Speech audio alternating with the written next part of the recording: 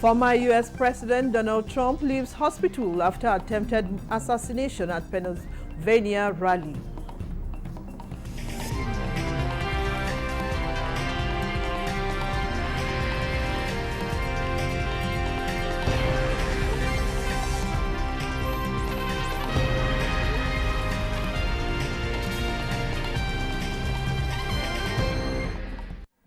Hello and a warm welcome to the News Desk at 3 on NTA News 24. We are live in Abuja. Thanks for joining us. I am Vivian Ezadivi. President Bola Tinubu has approved the appointment of Dr. Mai Nasara Umar Gogo as the chairman of the Code of Conduct Tribunal, CCT. Dr. Gogo is a seasoned lawyer and analyst in the field of law, security, economy, politics, and international diplomacy. The president anticipates professionalism, integrity, and fidelity to the nation in the discharge of the functions of the office of the chairman of the Code of Conduct Tribunal, CCT. The National Identity Management Commission, NIMC, continues to assure citizens of adequate protection of their data with the best security measures and architecture in place. Oluseye Adiabo reports that this was during an oversight visit by the House of Representatives Committee on National Population and Identity, with more than 108 million Nigerians and legal residents currently enrolled, and issued the unique National Identification Number, NIN. Total security and proper maintenance of the national database is a priority of the National Identity Management Commission, NIMC, and this is evolving with innovation to strengthen national identity services. The latest is the General Multipurpose Identity Card, which is at a final stage and ready for issuance to Nigerians and legal residents in August. In a meeting with lawmakers oversighting the commission, they were brought up to speed with the upgraded National Identity Database, and parliamentarians dwelling on the reenactment of the 2007 NIMC Act. Let us recommit to this mission of providing secured, inclusive, and reliable identity management solution. Let us embrace innovations to stay ahead of the curve in a rapid changing world. But we realized that it was very easy for people to duplicate or mimic, create false NIN slips.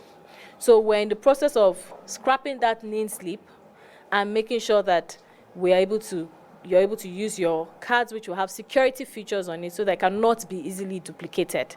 So if somebody has come out with false information, I think for us, it made us all sit down and said, we've looked at this. It's not from us, because the security agencies have investigated it. But how do we also ensure we reinforce our already strong cybersecurity defense system? And so we're working on ensuring that we have several other layers of reinforcement. Participants are expected to leverage knowledge gained from the retreat to improve performance. In Abuja, Oluseye Adiagbo, NTA News. In an intensive initiative to support education in Osun State, the First Lady of Nigeria, Mrs. Oluremi Tinubu, has flagged off the distribution of exercise books to all secondary schools in the states. Correspondent Femi Afariogun reports that wife of Osun State Governor, Mrs. Titilola Adeleke, represented the First Lady at the event in Osogbo. His report.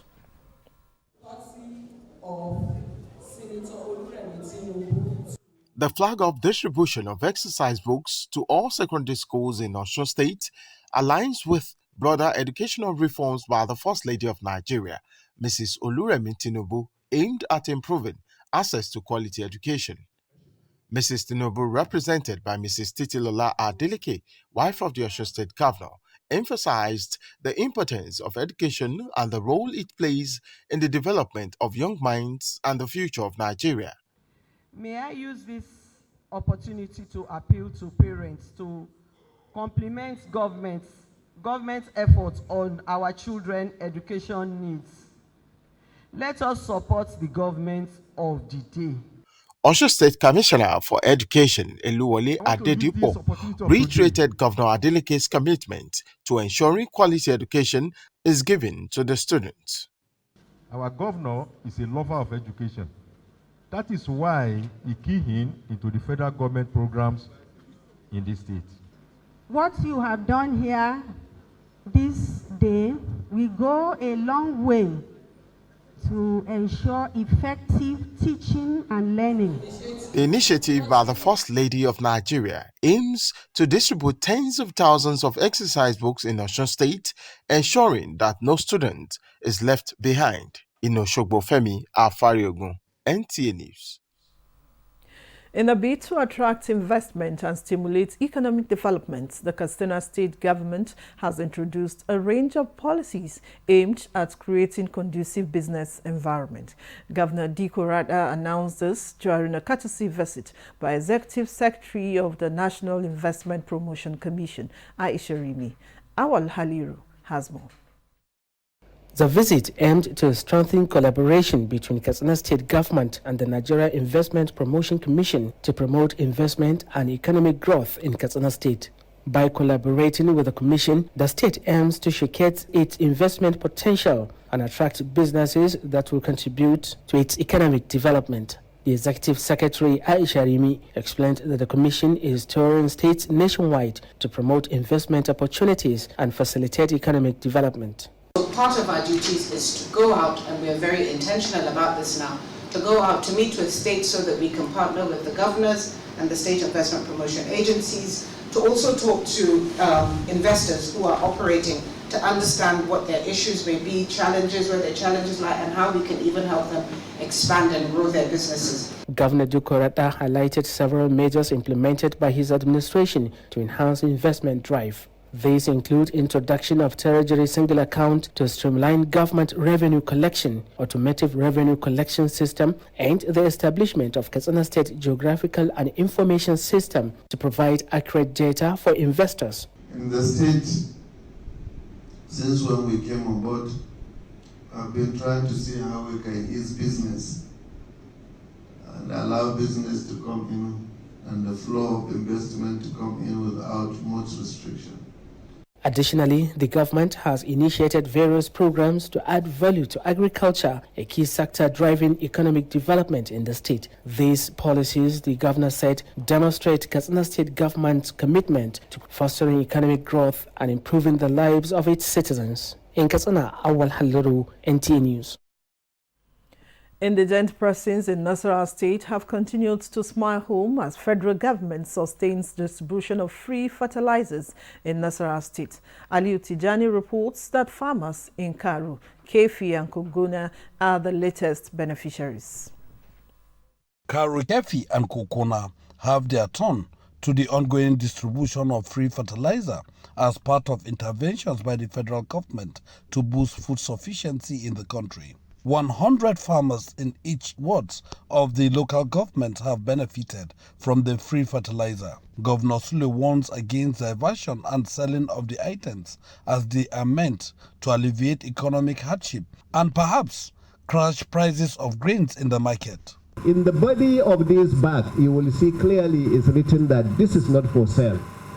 So please, if you receive, which is okay, and you are not a farmer, do us a favor, you must know a farmer, give it to a farmer so that at the end of the day it will benefit every one of us. He appeals to the people of the state to be patient as the gains of President Tinubu's economic reforms will soon yield results. Stakeholders laud sustained interventions of the federal government.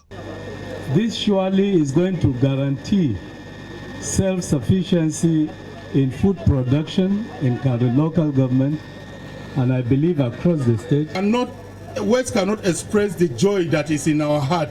You can see it in the faces of our local farmers. The distribution continues with the Northern Senatorial District. Aliu Tijani, NTA News. Similarly, 200 trucks of assorted fertilizers as well as agrochemicals and improved seedlings are to be distributed and sold to farmers in the state at subsidized prices to step up food production. Governor Hyacinth Alia, who announced this at the launch of the 2024 cropping season and distribution of agricultural input, said the state has also taken delivery of 60 additional trucks of fertilizers from the federal government, which will be given out to genuine farmers. Nias Itaf's reports is here presented. The flag off of the 2024 cropping season and distribution of agricultural inputs to farmers is a second since the assumption of office of the present administration in the state. Governor Hyacinth earlier disclosed that, apart from the 200 trucks of assorted fertilizers and agricultural inputs procured by the state government for distribution and sale to farmers at subsidized rates, the state government has also received additional 60 trucks of fertilizers, which he emphasized will be given to genuine farmers under cooperative societies at no cost. The fertilizer program is more than just a bag of nutrients. It is an investment in your future, your family's futures, and the future of our nation. By optimizing soil health with this fertilizer, you can expect increased crop yields, translating to higher revenues and improved livelihoods. Commissioner for Agriculture and Food Security, Professor Moses Obaji, commended the priority attention given to the Ministry of Agriculture in transforming its operations, including the recruitment and training of extension workers. Today, please take a stroll to the industrial estate and see our fertilizer blending plant. They are set to produce. And when they begin to produce, before the end of this month, the prices of fertilizers will crash.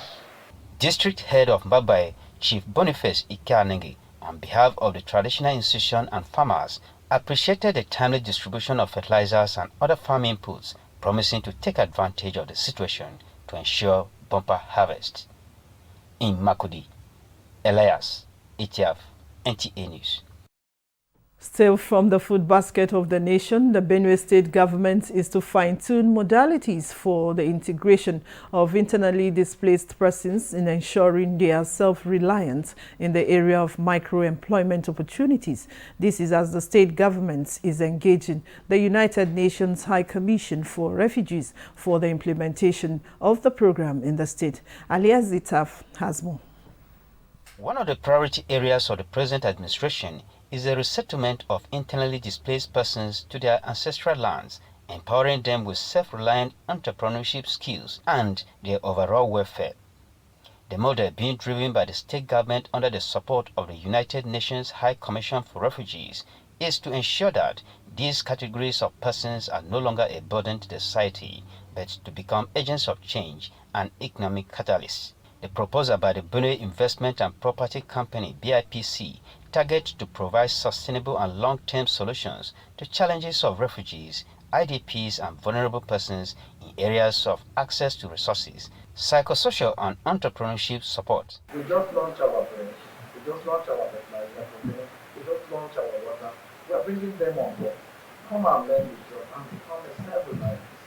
So that you don't have to go back to the UN on a monthly basis to be requesting for some money.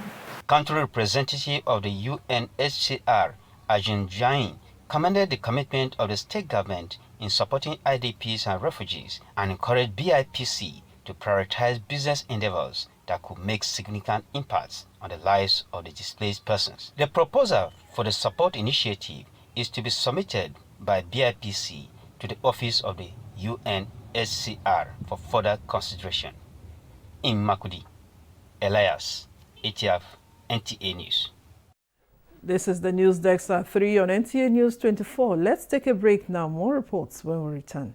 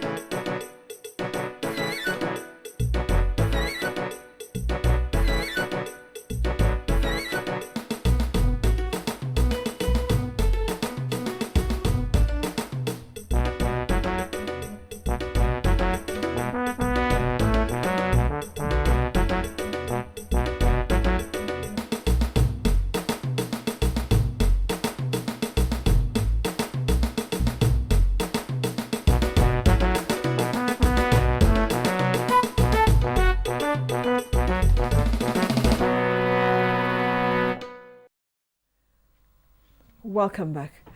There's the common saying that when you train a girl child, you train a nation. And for the Jewel Brahma Women and Children Initiative, they are matching words with action through a boot camp for girls in internally displaced persons camps with the theme Empowering Young Minds, Building Resilient Future.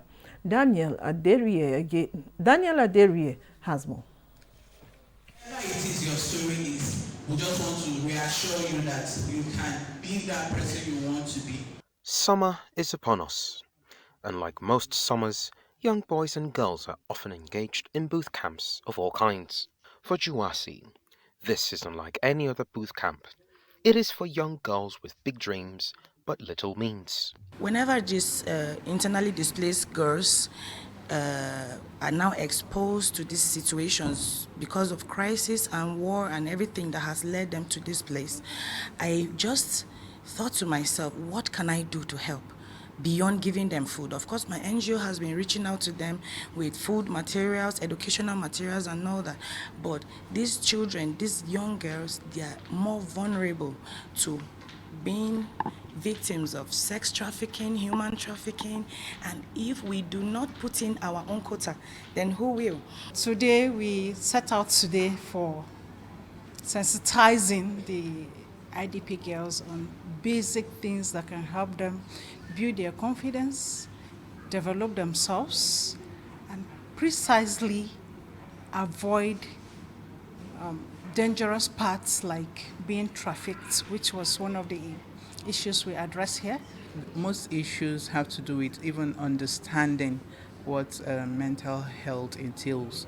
At the level of the IDPs, during my interactions, I see that, well, not all of them are clear about what it means. You know, they just take it as a way of life. Things happen to them and they just absorb it and not knowing what harm it's causing them. So there's need for continuous, education, sensitization to especially the vulnerable people. As we often hear, if wishes were horses, men, or in this case, women, will ride forever.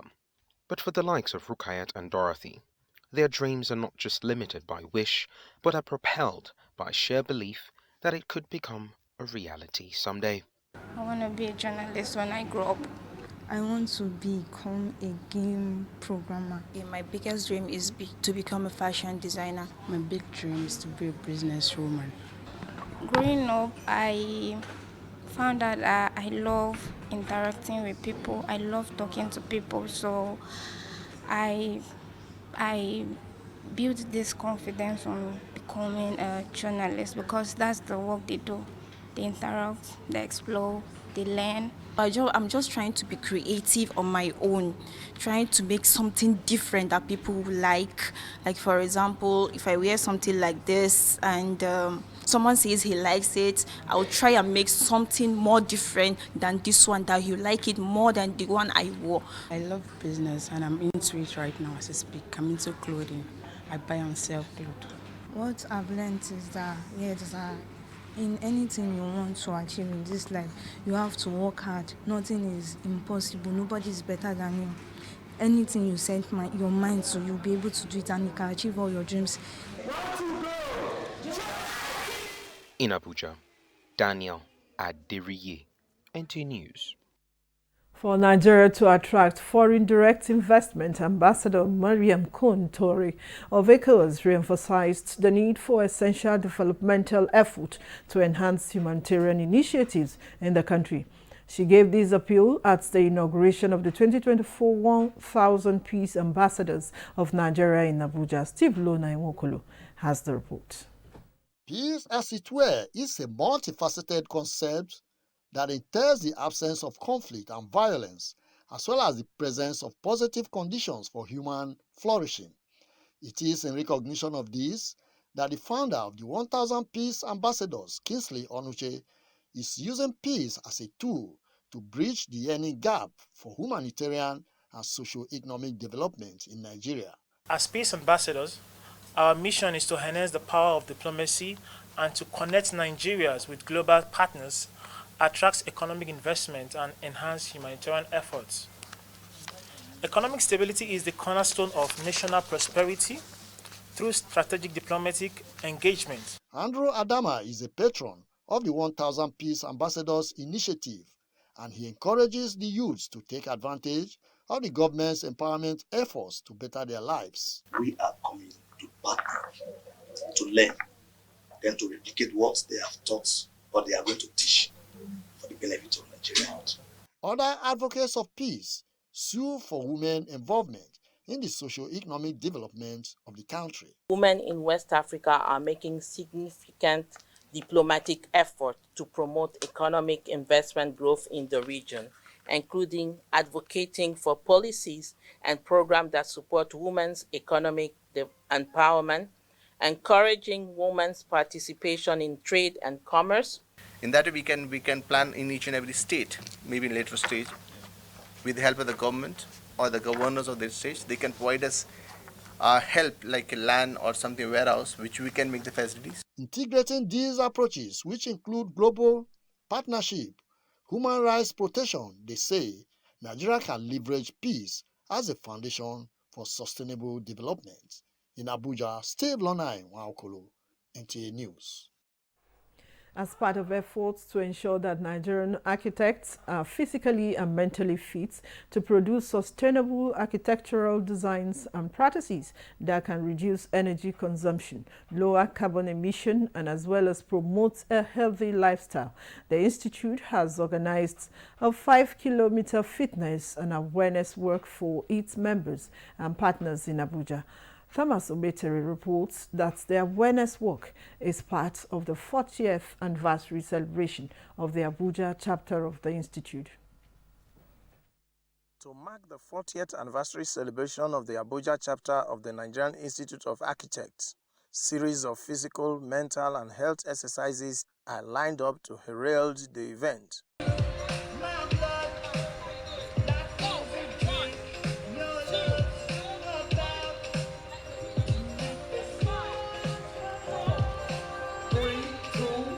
This was followed by a 5-kilometer fitness and awareness road walk that had the trappings of joy and gladness to the admiration of all.